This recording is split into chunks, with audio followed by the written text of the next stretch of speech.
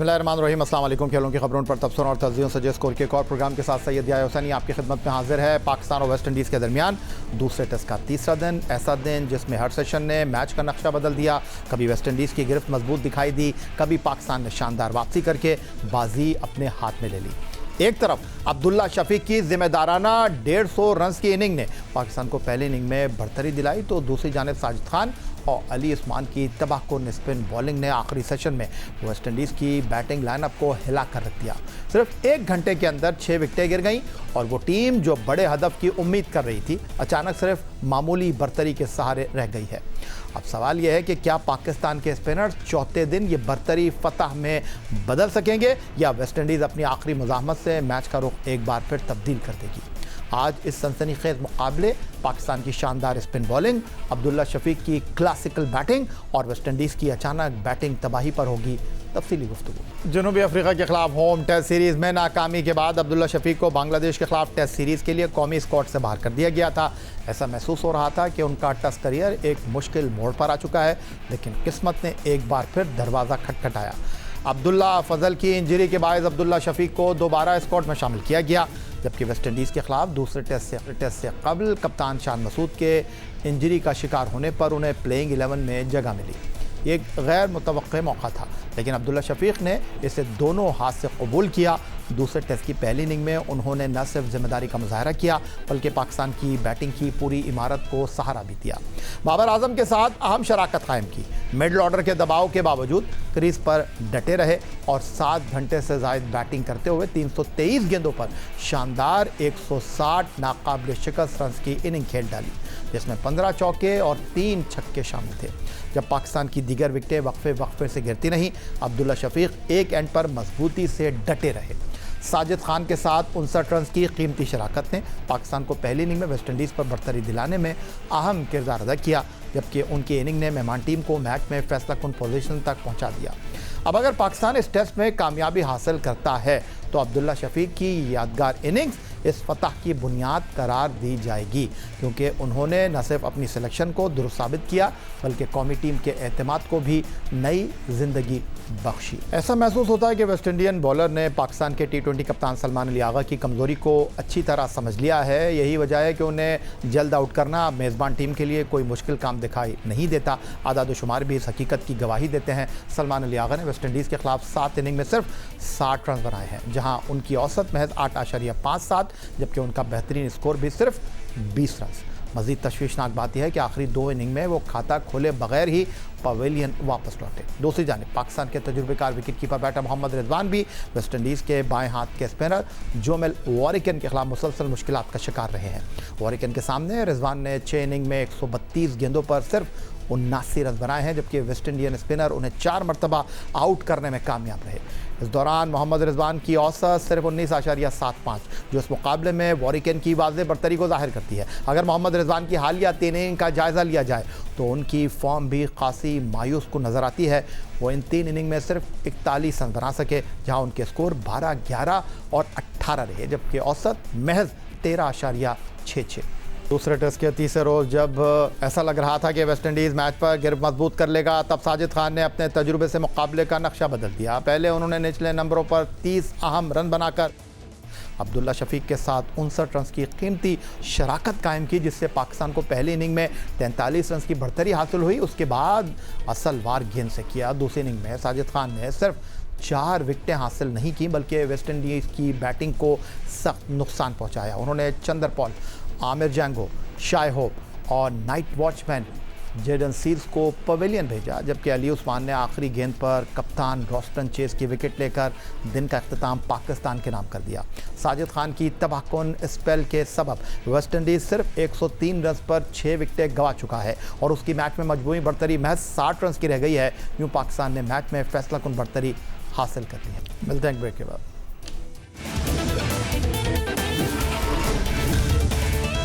और अब चलेंगे सीधा लाहौर, जहां वीडियो लिंक पर हमारे साथ मौजूद हैं पाकिस्तान के लिए टेस्ट, वनडे और T20 क्रिकेट में पहली सेंचुरी बनाने वाले पहले बल्लेबाज अहमद शहजाद साहब। खुशामदीद कहेंगे अहमद शहजाद आपको।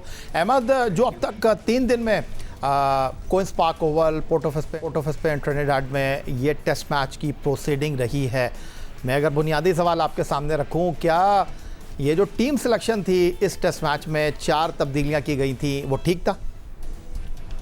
देखिए, जब आप अच्छी पोजीशन में होते हैं तो तमाम चीजें आपको ठीक नजर आ रही होती हैं और लगनी भी चाहिए हैं। मोस्ट ऑफ द चीजें पाकिस्तान ने इस टेस्ट के अंदर ठीक की हैं और जब आप चीजें ठीक करते हैं तो लक भी आपकी फेवर में जाती है।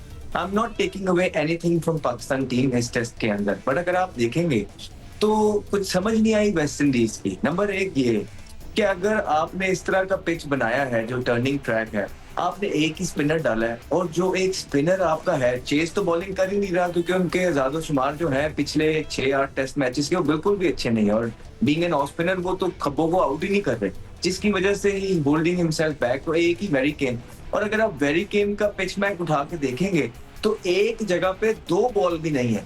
वे अब अली उस्मान को उसके साथ कंपेयर करेंगे, अली का ड्रिफ्ट भी हुआ मिडल में और लेग में भी पड़ा और उसके बाद टर्न भी हुआ। ये वो जगह है इस पिच पे जो करनी थी, जो कि वेस्ट इंडीज तो बिल्कुल नाकाम हुआ। दूसरा, आप ये देखें कि पाकिस्तान अपने घर के अंदर भी पीछे स्पिन ट्रैक पे खेल रहा था, तो इसका मतलब ये, और जीत भी रहा था, इसका मतलब ये हुआ कि पाकिस्तान जो है स्पिनर्स को ज्यादा अच्छा खेलता है। इस तरह के ट्रैक पे पाकिस्तान के बल्लेबाज और बॉलर्स ज्यादा बेहतरीन खेल पेश करते हैं।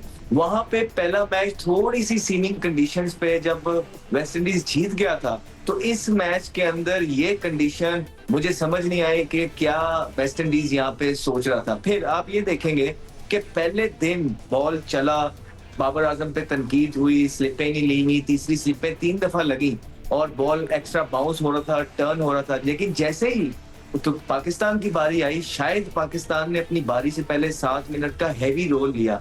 आप देखेंगे कि वो पूरा दिन पिच में कोई इक्का दुक्का बॉल ही इस तरह अनप्लेबल बीच के अंदर से टर्न हो गया तो हो गया, otherwise things were pretty flat और उसका भरपूर फायदा उठाया है। पहले तो बाबर आजम, बेशक उनकी गलत कॉल की वजह से उनकी सेंचुरी मिस हुई है, लेकिन वो जितना भी खेले हैं वो बड़ा कॉम्पैक्ट खेले हैं, वो बहुत अच्छा खेले हैं और इस तरह की बॉलिंग के अगेंस्ट जिस तरह खेलना बनता था उस तरह। फिर आप आइए अब्दुल्ला शफीक की तरफ। इट शोज कि आप चाहे फर्स्ट क्लास में जाके लंबे लंबे स्कोर कर रहे हैं या आप ग्रेड 2 क्रिकेट में जाके स्कोर कर रहे हैं, रन्स मैटर।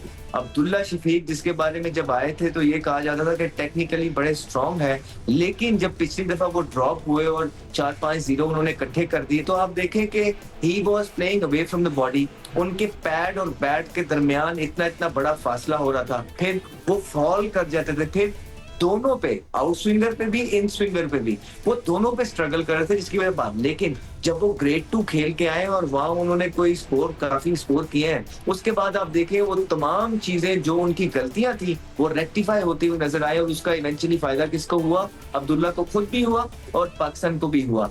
यही बात हम पाकिस्तान के दीगर प्लेयरों से पिछले 2 साल 2.5 साल से जब से हम बाहर आए ये बता रहे हैं कि खुदारा आप लोग की फॉर्म नहीं है, आप लोग टीम को नीचे ले गए हैं, आप लोगों को सबको डोमेस्टिक क्रिकेट में जाना है, ना सिर्फ अपने लिए बल्कि मुल्क के लिए, क्योंकि बाहर तो आपको कोई निकाल नहीं रहा है। तो अगर आप डोमेस्टिक क्रिकेट खेलेंगे तो अब आके चीजों का इन्हें पता लगा है, थोड़े इकदाम लिए हैं, लेकिन इकदाम के बाद फिर से कुछ प्लेयर्स को T20 की एनओसीज दे दी और इतनी पावरफुल है ये ग्रुप ऑफ प्लेयर्स कि पाकिस्तान क्रिकेट बोर्ड को 7.5 लाख रुपया मैच फीस करनी पड़ी है इनको ये मजबूर करने पे कि आइए प्लीज खुदारा आप डोमेस्टिक खेलिए, क्योंकि पाकिस्तान की क्रिकेट नीचे से नीचे ही जा सकती है।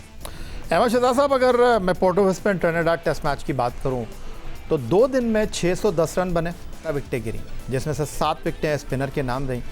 अब तीसरे दिन जो टेस्ट मैच का था, जो मैं कहूं कि उसने मैच की सिमत का तयन कर दिया है बहुत हद तक। 224 रन बने हैं, 14 विकटें गिरी हैं। वेस्ट इंडीज़ का स्कोर दूसरी इनिंग में 103 रन है। पहली इनिंग की 43 रन की बढ़तरी को निकाल दूं तो 60 रन इस वक्त उनकी सबकत है। पहली इनिंग में 73 रन बनाने वाले जस्टिन ग्रीव्स 1 रन पर बैटिंग कर रहे हैं। ब्रेंडन किंग जो कि पहली इनिंग में 46 रन बनाने में कामयाब हुए थे, वो अब बैटिंग करने के लिए आएंगे। तो आपको क्या लगता है वेस्ट इंडीज़ की जो ये आखिरी 4 विकटें हैं मुज़ामत कर सकेंगी? ये 60 रन की जो बढ़तरी है आपको कहाँ तक जाती हुई दिखाई दे रही है? देखिए, सबसे पहले तो पाकिस्तान जिस तरह का डे 2 पे खेला है उस तरह का पाकिस्तान ने अपने बल्लेबाजी के अंदर फिनिश नहीं किया। तो कि अब्दुल्ला शफीक ने एक एंड को रोके रखा, लेकिन साथ वाले एंड से विकेटें गिरती रही और वो जो लीड थी, जो हम सोच रहे थे कि 125-150 की लीड होनी चाहिए जिस तरह की सिचुएशन में थे पाकिस्तान, वो एक दफा फिर नहीं ली। लेकिन वहां पे सोने पे सुहागा किया पाकिस्तान के लिए वेस्ट इंडीज के बल्लेबाजों ने। इसमें कोई दो राय नहीं है कि फास्ट बॉलर्स तो शुरू में मार पड़ी, लेकिन जैसे ही स्पिनर्स आए उन्होंने बैकफुट पे किया है वेस्ट इंडीज के बल्लेबाज को। लेकिन उनके आउट होने के अगर आप तरीके भी देखेंगे तो साफ पता लग रहा था कि इनके अंदर वो टेक्निकली वो चीज नहीं है स्पिन ट्रैक के अंदर विच इज रिक्वायर्ड। बेशक आप इनके शाही होप्स को भी देख लेंगे, थ्रू आउट स्ट्रगल कर रहे हैं, वो दूर खेल रहे हैं, way from the body Mohammad Ali को खेल रहे हैं, काफी बचे भी हैं। और उसके बाद उनकी कोशिश ये थी कि वो स्पिनर को बैकफुट पे मैनेज करें।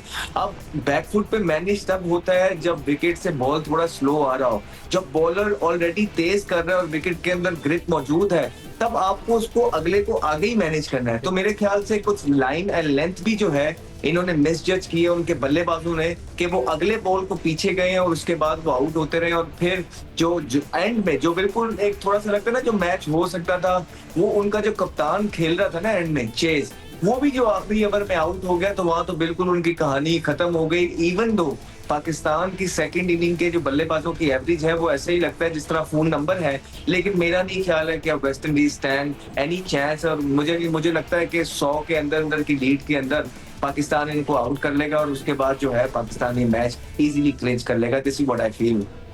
ऐसा ही हो अहमद, लेकिन कल जब दूसरे दिन के खेल के अख्ताम पर 266 रन थे, 2 आउट थे, तो तब भी लोगों के दिल जो हैं वो धक धक कर रहे थे और जो खदशा था उनको कि हमारी एक बार फिर बैटिंग कोलैप्स कर जाएगी, वैसा ही हुआ। और हमारी टीम ने 387 रन ज़रूर स्कोर किए। Credit goes to Sajid and Abdullah Shafique जिन्होंने 7वीं विकेट पर 59 रन जोड़े। अदरवाइज़ ये 43 रन की लीड लेना इतना आसान नहीं था।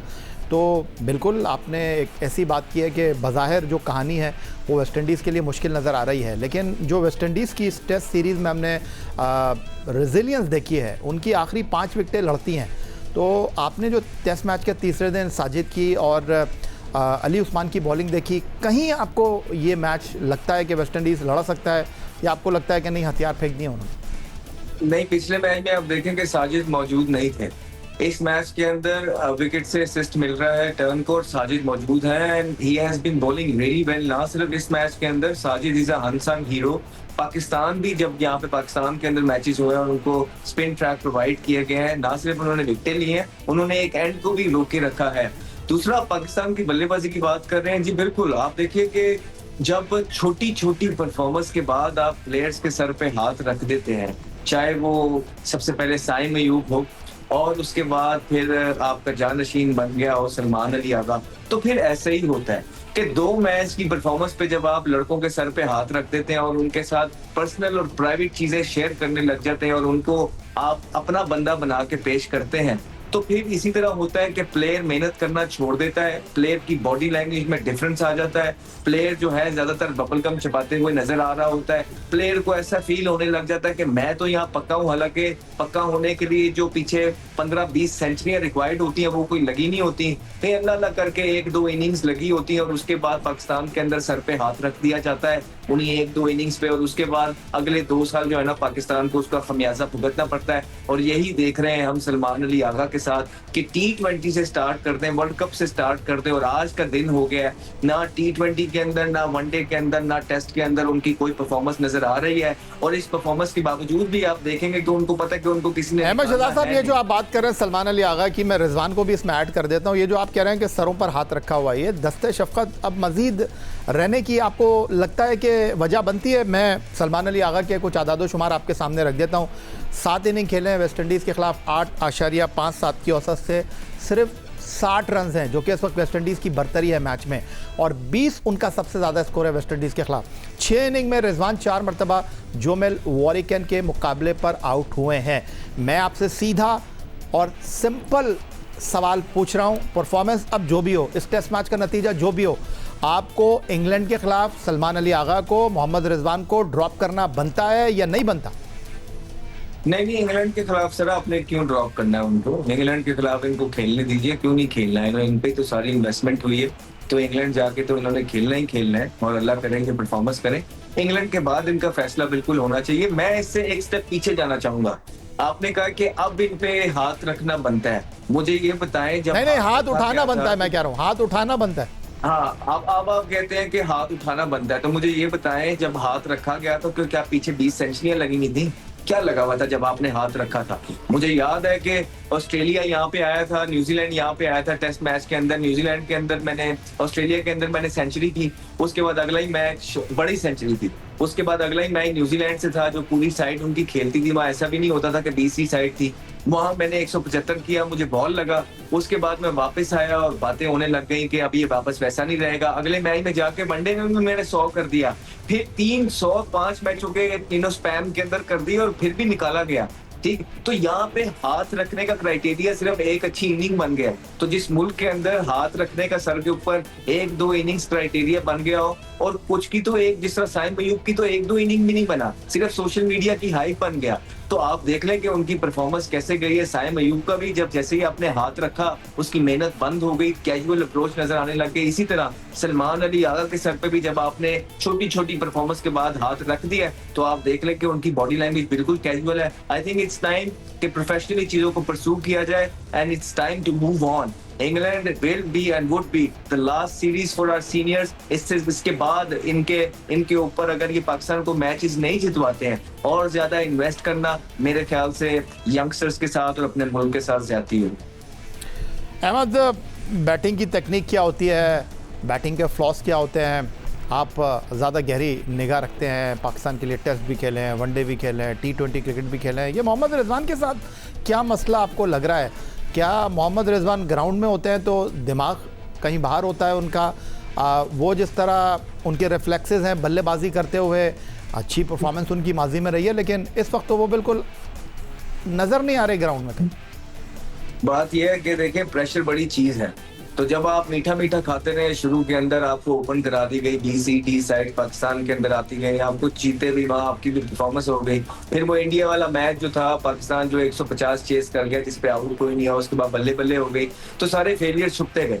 और जैसे ही लोगों ने फेलियर्स इनके नुमाया करना स्टार्ट किए, इनके फेलियर्स बताना, इनके टेक्निक के अंदर जो फ्लॉज है वो बताना स्टार्ट किए, और बताया कि सिर्फ एक साइड पे खेलते हैं, और जैसे ही अच्छी बॉलिंग आती है, सीम मूवमेंट होती है, he doesn't have any answer for that, बाकी रेस्ट इज हिस्ट्री। और उसके बाद देखें, विद द फ्लो खेलना आसान हो जाता है। हम सारी जिंदगी अगेंस्ट द विंड खेले हैं, तो ये तो अगेंस्ट द विंड खेले में इनको सिर्फ 1 साल हुआ है अभी, जब से ये नई रजीम आई है, थोड़ा सा अगेंस्ट, और उसके बावजूद भी ये ड्रॉप नहीं हो रहे। आप ये हिसाब लगाएं कि आखिरी इनिंग में हम जैसे और भी कई दीगर प्लेयर हैं जिन्होंने 80-80, 90-90 स्कोर किया हुआ है, और वो बाहर है, और वो आज तक यही पूछ रहे हैं कि मुझे क्यों निकाला। तो ये तो फिर भी लकी है कि इतने सब कुछ होने के बाद, इतने फेलियर्स होने के बाद, इतने चांसेस मिलने के बाद, पाकिस्तान टीम का फिर 9वें नंबर पे लेके आने के बाद, आप फिर भी टीम के अंदर है, आपको प्लेटफॉर्म प्रोवाइड किया जा रहा है। अदरवाइज अगर आप किसी अच्छे दौर के अंदर होते जहाँ प्लेयर्स मौजूद होते, तो आपको 3 के बाद चौथी इनिंग मिलनी नहीं थी। सो ये लकी है प्लेयर के, ये कभी ग्रेड 2 में परफॉर्मेंस करके कोई इंजर्ड हो जाता है, उसकी जगह आते हैं तो अल्लाह ताला परफॉर्मेंस करा देता। तो ये सारी चीजें आजकल के दौर में ही हो रही हैं। अदरवाइज किसी अच्छे प्रोफेशनल दौर के अंदर जहाँ होते, जहाँ पे अच्छे सख्त कप्तान और अच्छे कैलिबर वाले प्लेयर्स बैठे होते और अच्छा अमला बैठा होता, तो 3 के बाद चौथी इनिंग मुश्किल हो जाती थी, जिस कैलिबर के हमारे जो बल्लेबाज हैं खेल प्रदेश पेश कर रहे हैं पाकिस्तान के सामने। कोई शक नहीं अहमद, कप्तान बाबर आजम ने बड़ी उम्दा बल्लेबाजी की अब्दुल्ला शफीक के साथ टेस्ट मैच के दूसरे दिन, और अगर पाकिस्तान ने 43 रन की बढ़तरी हासिल की है, 60 रन की इस वक्त वेस्ट इंडीज़ की बढ़तरी है, 4 विकेटें उनकी बाकी हैं, तो उनका किरदार है, इसमें कोई शक नहीं है। लेकिन आप इतना सच बोलते हैं, बहुत सारे लोगों को ये बातें अच्छी नहीं लगेंगी, और जो बाबर आजम की सोशल मीडिया आर्मी है, अब वो कहेगी लो जी, ये एक बार फिर कहने लगे 88 रन बना दिए बाबर आजम ने, बैक टू बैक 2 निफ सेंचुरियाँ स्कोर कर दी हैं। लेकिन मुझे बता दीजिए, ये किधर होता है? 43 महीने हो चुके हैं, 35 इनिंग हो चुकी हैं, आपका सबसे बड़ा बल्लेबाज जो है वो टेस्ट क्रिकेट में सेंचुरी से दूर है।